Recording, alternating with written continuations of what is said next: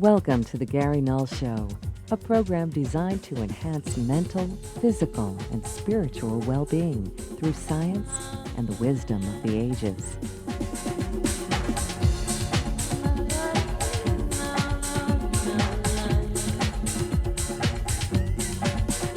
Let us take you on a journey of empowerment. Sit back, relax, and get ready to change your life for good.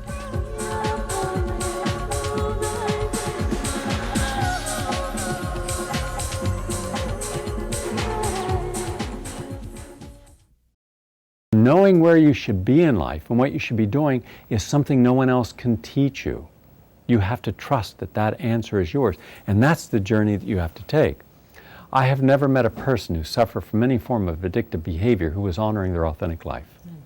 So in some ways you could say that addiction, all addiction, is some sense of feeling dissatisfied and a sense that something will relieve that dissatisfaction, or something, if we only have that drink, that whatever the addiction is, that we will get ultimate relief, that we'll be okay. And in some ways, addiction and the relief of addiction is realizing that who we are and what's here is already complete. Every single person that I've met in my life, and I've counseled thousands of people with addictive behavior, have been honoring, frequently even mastering, a career and relationships and personality that was not authentic. And therefore they felt frustrated. There was a big empty void. Have you been living the wrong life? Have you been living someone else's life? Or are you living your mom's life or dad's life or uncle's life or teacher's life? Who started you on your journey? Who mastered your journey? Who directed your journey? And more often than not, it's the people around us, all with the best of intention, wanting us to do really well in life. And one day we wake up and we're frustrated, we're angry because we're living their lives. So we got to stop. And when people honor their authentic self, if you're creative, then go into something creative. If you're a leader, then do something that shows leadership. Another lesson for us is we should stop manifesting dysfunctional relationships. If somebody comes to me and says, I have destructive relationship pattern, I'm going to listen as they speak, and I'm also going to watch how they're saying what they're saying. Because their body, once again, as they're speaking and as they're moving, is revealing probably 80 to 90% of the issue. You see sometimes people behaving insane on the street.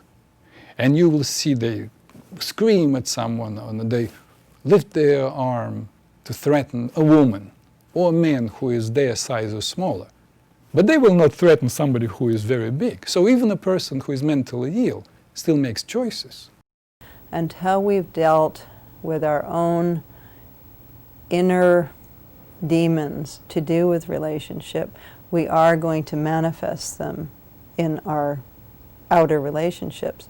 So an example of that would be, say a woman has been abused by her father or stepfather or something like that, and she's been physically hit and harmed in that way. She will tend to reenact that relationship. But if a child is taught will and discipline and values, the child will know this is not for me. It's self-respect, will, and commitment.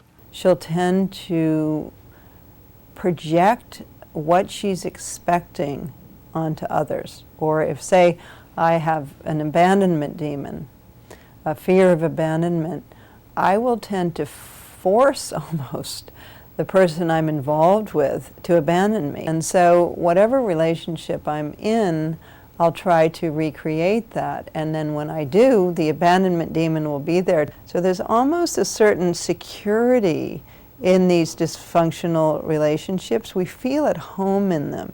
If we've experienced those things in the past, then we'll feel at home when these things happen. Even if it's something that consciously we don't want, there will be a familiarity which we will try to recreate. And if there's a person in your life that wants you to save them, in some way be a rescuer, go away. All right, just say no thanks. If there's someone who feels that there's a compulsion to love, and boy, isn't that a big addiction in our society? Love addiction, right?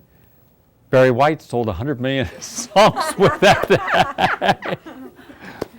And all the country western music, you know, you're nobody till someone loves you. So everybody's out there trying to make love me, love me, love me. And what do we do to get people's love? Right?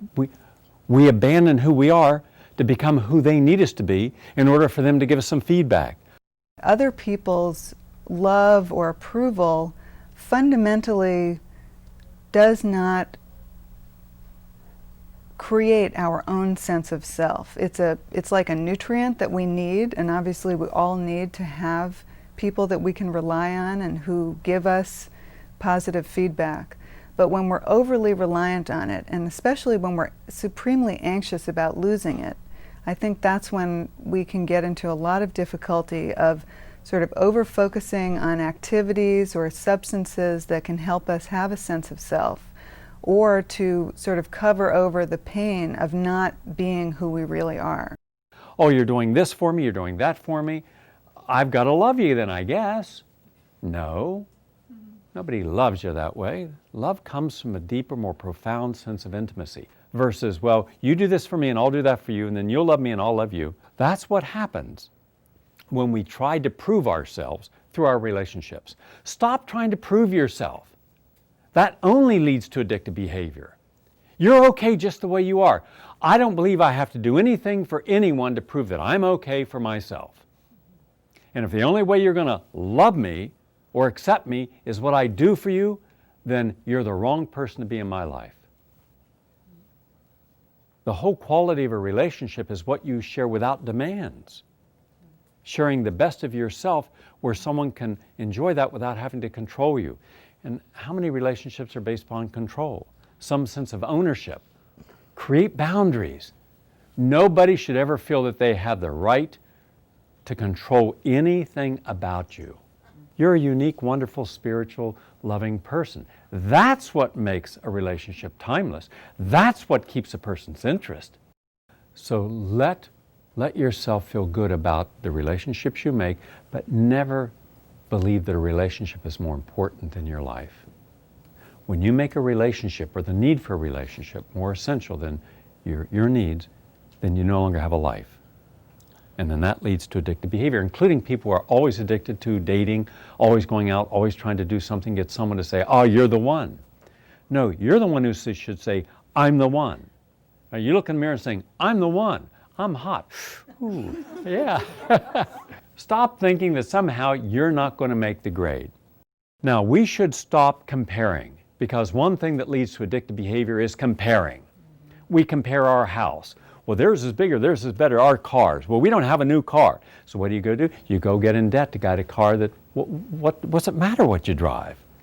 All right? Or the clothes. Think of the excuses you give yourself to make choices that are not the right choice. And then you keep making that same choice, and that leads to an addictive behavior. Why not simply stop comparing yourself? When you live in the moment you're in, there is no need for any addictive behavior. So when we've discovered this possibility of living in the now, then we've moved from the sense that we have to control, that we have to fight with these strong patterns. And there is a sense that there's an awareness and an identity that's bigger than the compulsions. And so by doing this, by hanging out as this spacious awareness with these compulsive thoughts, feelings, and sensations, there begins to be a wearing down of the inertia. There begins to be a not acting out and a not acting in. And by not acting out and not acting in, the patterns in the brain, the neurons that fire in a certain order and a certain pattern looking to be satisfied, begin to lose their energy, begin to go elsewhere.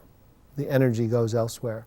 And we begin to go through a kind of a detox, both physically and emotionally and mentally, that's felt on many levels, as we don't pick up the next addictive thing and even don't pick up the next think in terms of controlling or trying to manage the situation.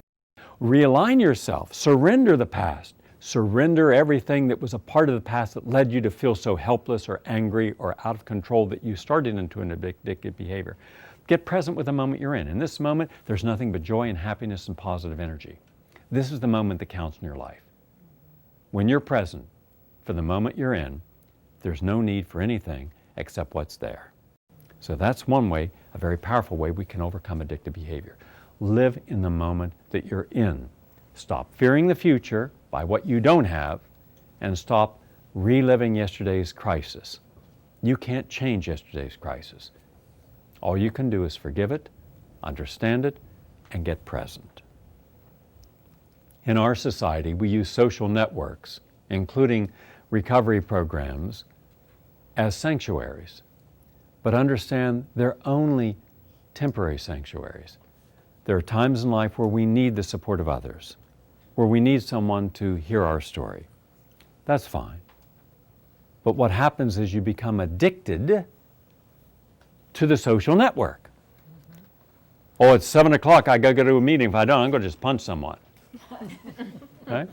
I'm afraid that if I don't have someone that I can kvetch with, I'm gonna go right off and, no, you're not. So remember, we even become addicted to the anti-addiction programs because they're never ending. How do we end our addiction to addictive programs, anti-addiction programs? We self-actualize. Simply stop doing this and start doing something else. You start re-hardwiring the mind with new insights. And you master it. Stay on point. If I want to master something in life, I have to be focused on what I want to master. The focus has been on the recovery rather than in health. So the recovery is a process, and if you focus just on a process, you'll never end the process and you'll never get wherever you want to go. And just move on from the here and now and into the future. And that's one of the most difficult things to do. So stop distracting yourself. Almost everyone that you meet who suffers from addictive behavior is always in distraction. We miss our life. We miss the people in front of us. We don't see who's there. We're lost in dreams and thoughts. How is it going to work out? Are they going to be my love of my life? Are they going to fit my fantasies? We don't know what's really happening. We really skid by in a kind of a dream. So waking up to the moment and learning how to plant ourselves in it and live in it is a really crucial life practice for everyone. Distraction automatically leads to addictive behavior. So if it's not important to who you really are, the authentic self, then surrender it. Now, another thing that frequently causes people to engage in addictive behavior is having too many responsibilities. We pride ourselves in multitasking and being highly responsible. Oh, there's Jane. She comes to work at 6 o'clock and she leaves at 12 at night. Yeah, but that's long hours. I know, but she doesn't complain. Well, then something's wrong.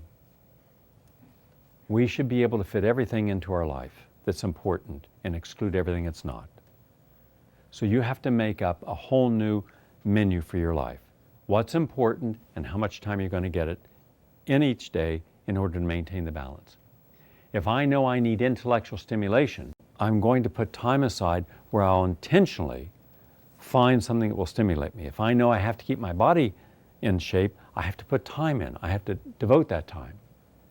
So make a menu for life that allows you to have time for everything that's important. And then you have no time for addictive behavior. Remember, addictive behavior comes when you're burnt out. You're burned out. You can't handle it anymore. And frequently when people are just, they've done too much. And then they were addicted to doing the too much. They were addicted to being overly responsible. They could never say no. And when someone can never say no, that's an addictive behavior. because they're needing the outcome of never being able to say no because of the feedback they're getting. Every crisis distorts our perceptions. Think of how many times we've done something wrong and suddenly we look at everything as being wrong. We get angry when we shouldn't. So don't allow any crisis in your life to alter the truth of what your life is. And also learn the lesson of your crisis. If you learn the lesson, you break the addictive behavior. If we're thinking about needing to triumph over a crisis rather than learn from it or deepen our own experience or understanding of ourselves through a crisis, then we're going about it the wrong way. I think that if we actually work with our own minds during a crisis and recognize our own patterns in terms of what's coming up, what's happening, and then use that crisis for our own growth, then in a sense you could say we triumph over the crisis. But we're not willing to learn the lesson. Instead, we put inordinate amounts of time into trying to manage our pain. Until one day when we wake up, everything that day is about our pain. How do I feel? I feel rotten, I feel angry, I feel this. And we carry that through the whole day. And we can't surrender it. And then the choices we make, because pain alters and distorts our perception, then we start making the wrong statements, the wrong thoughts, the wrong actions, that then they cycles over again. So now instead of correcting our problem, we have encouraged it. We have added to it. And sometimes for some, it is more comfortable to experience that pain and re-experience that pain than to feel the void of emptiness and start over. So letting go of that past may mean letting go of that pain, and on the other hand, I'm used to that pain, I'm used to that disease, I'm used to feeling bad, and whether or not it's comfortable to me, I'm used to it. So I have to venture into something else. And before I can transform that into something more positive, there will be a void. And some people are just very scared of what that emptiness would feel like. But you only fill it with good things, good deeds, little by little. That's the strategy.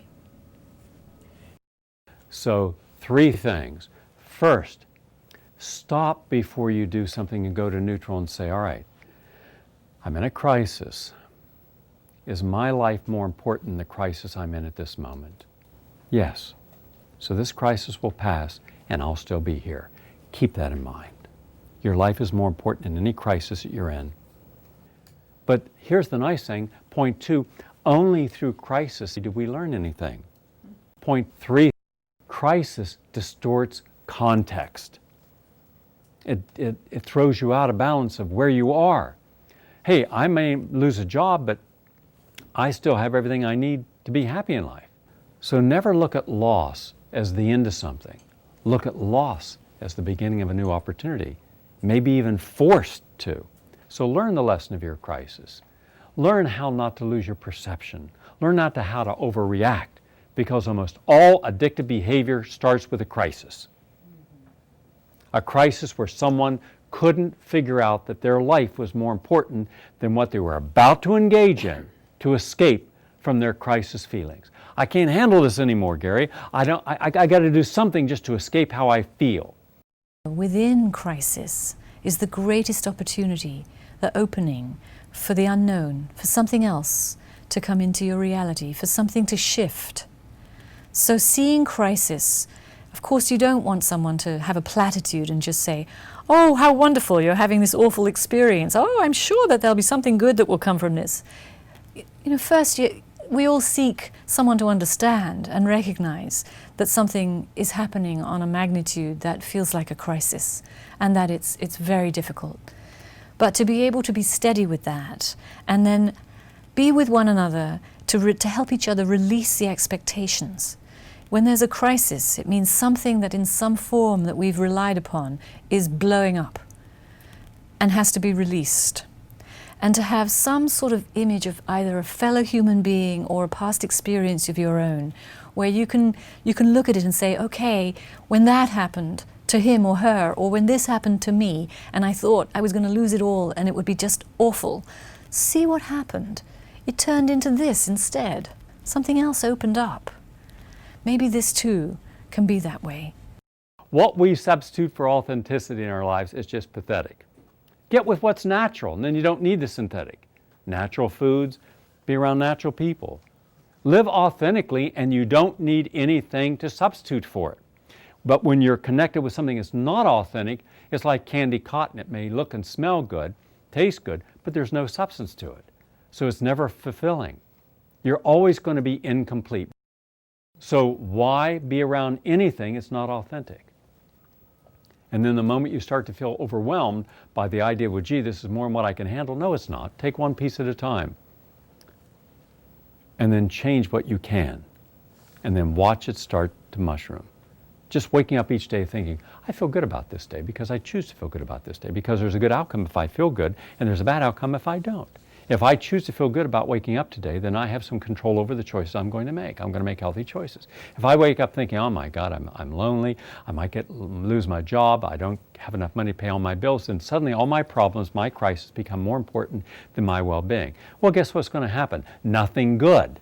I'm going to select some form of addictive behavior to sublimate. And what is addictive behavior? Addictive behavior is nothing else other than sublimation. We sublimate, we substitute. For what we authentically need, we substitute something that is absolutely against our best interest. Now, how smart is that? I've got a problem here that I can't handle because I'm not choosing to learn its lesson, so I'll go over here and create a whole nother problem and compound the first one. The first one doesn't go away, now I got a whole nother set of problems. I'm going to get overweight, I'm going to get toxic liver, I'm going to end up with bad lungs, I'm going to end up with a fried brain, I'm going to end up alienating people. How smart is that? Is that genetic? No. Is it a noun? Is it a disease? No. Should you stand up and say, I'm alcoholic? No, you are not. We are creatures of free will. Honor the best choice of free will. If you want to improve the quality of your life, let's talk about what you can do for your life now. And if you say, I cannot do it, I'm paralyzed, I'm weak, okay, let's think of how we strengthen the muscle of your will. Look around you. Look at the world we live in. Where is their illumination? Where is their enlightenment? Where is their knowledge and understanding? Where's their patience? Where there's giving? Where's their kindness? That's where you have to go if you want to expand your mind. And to rehabilitate our minds, we have a choice, and we could rehabilitate. The word rehab is important. The Eightfold Path of Buddha is prescribing ways in which we can become mindful beings by acclimating our minds to new patterns. That's the key to flourishing. That's what nirvana is, flourishing and compassion and becoming a whole being. We're either going to put our energy into the solution or the problem. Addictive behavior always goes towards the problem. When you overeat, when you do something you shouldn't be doing, you're energizing the problem. What you fear, you energize. I do believe that compulsions and addictions and addictive behavior of every kind is founded in fear. And it's founded in fear in one form or another, and it has different words, and probably like you, I don't see any of it as a disease. I see it as behavior, and I see it as fearful behavior, which is why I say it takes a lot of courage to step up and say, I've been in addictive behavior in my life. I know what that is. Whether it's too much chocolate, because the whole bag of Oreos really looks and tastes good, or whether it's tranquilizers in my 20s because it was justified by a medical condition that needed them. Whatever it was, I saw what it can do. I also saw what it took to stop it. Doesn't matter if it's the bag of Oreos or the tranquilizers. To stop addictive behavior is to A, honest up with yourself, B, decide what's important to you, and C, make your actions consistent with your thoughts and your intentions. And then everything is doable. Every time you think about something that is fearful, you're giving it power instead of the solution. Give only the solution the power and the energy And then immediately you're drawn in the idea of everything now is seen differently because the perception of a solution is different than the perception of the problem. The perception of the problem is helplessness, anger, despondency, despair. The solution is optimism, transcendence. I'm going to transcend this problem because my mind's going to transcend it. And also, stop fighting yesterday's crisis. How much time do we spend trying to reorganize our minds around the thoughts of what happened that we couldn't control then? We're not going to change it now. You cannot change the past. You can't change a single thing that's ever been said or done to you. All you can do is you can change no longer making it important. And that then allows you to be present for what is important this moment. No two energies can be in your mind at the same time, same intensity. So when you're always thinking about I should have, then you're not here for what I will. The I will is where you should be living, not I should have. So now that I have stopped, I feel at peace about it, and I'm glad that I've kicked the habit. I'm finally starting to get comfortable in my own skin. I actually know how my body feels, and it's amazing. It's like I'm being reborn again. At the end of the day, we are nothing more or less than the quality of the choices that we make and reaffirm. Why not make positive choices that we're happy with, we can live with, that we become, instead of sublimating down to choices that we know we're not going to like the outcome of. Thank you very much for watching. I'm Gary Null.